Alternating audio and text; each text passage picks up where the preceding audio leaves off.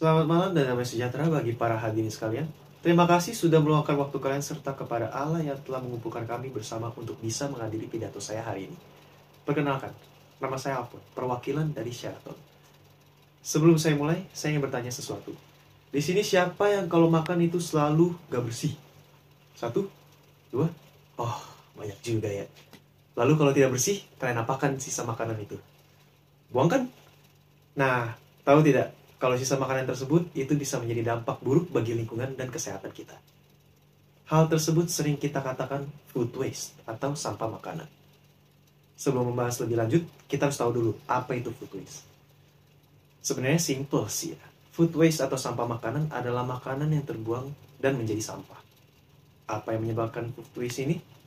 Beberapa faktor dari terkumpulnya food waste adalah makanan yang tidak terjual dari pasar, sisa makanan di piring, di restoran, makanan yang tidak termakan, dan sisa makanan dari preparasi hidangan di restoran. Sudah kelihatan kan kira-kira betapa banyaknya sampah makanan yang terkumpulkan selama ini? Tahu tidak bahwa tahun ini saja sudah terkumpulkan sekitar 1,3 miliar ton sampah makanan di dunia, atau sepertiga dari jumlah makanan yang diproduksi. 30% dari total makanan yang kita produksi di tahun ini. Lebih buruknya, menurut laporan dari United Nations Environment Program yang berjudul Food Waste Index di tahun 2021, Indonesia menjadi negara penghasil sampah makanan tertinggi se-ASEAN dengan total kurang lebih 20 juta ton tiap tahunnya. Sejak tahun 2000 hingga 2019, sampah makanan yang terbuang mencapai 23 hingga 48 juta ton per tahun. Angka tersebut setara dengan 115 hingga 184 kg per kapita tiap tahunnya. Mengapa hal ini menjadi masalah? Tidak hanya di Indonesia tetapi di seluruh dunia. Apa dampak yang dapat timbul dari masalah food waste ini?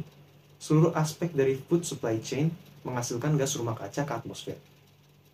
Telah diperkirakan bahwa sekitar 42 miliar ton CO2 telah dihasilkan dari food waste ke atmosfer kita.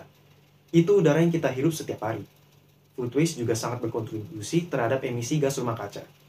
Ketika makanan membusuk di tempat pembuangan sampah, ia menghasilkan gas rumah kaca yang disebut metana, dan itu jauh lebih bahaya daripada CO2.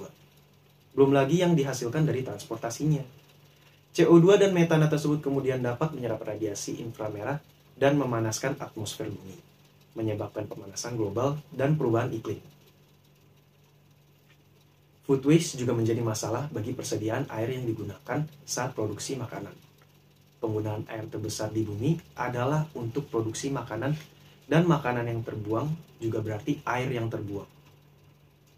Sekitar 250 km persegi air bersih terbuang setiap tahunnya untuk memproduksi makanan.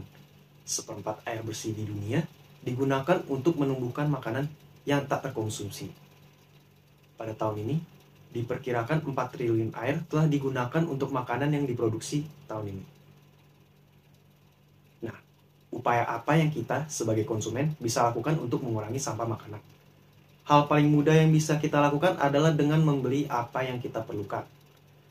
Kalau di restoran, jangan malu untuk meminta porsi yang lebih sedikit. Perhatikan juga tempat penyimpanan makanan kita, jangan sampai mudah busuk karena hal tersebut. Oke, sekian pidato dari saya pada hari ini. Mohon maaf jika ada kata-kata yang telah menyinggung dan jika ada kesalahan yang telah saya perbuat. Terima kasih.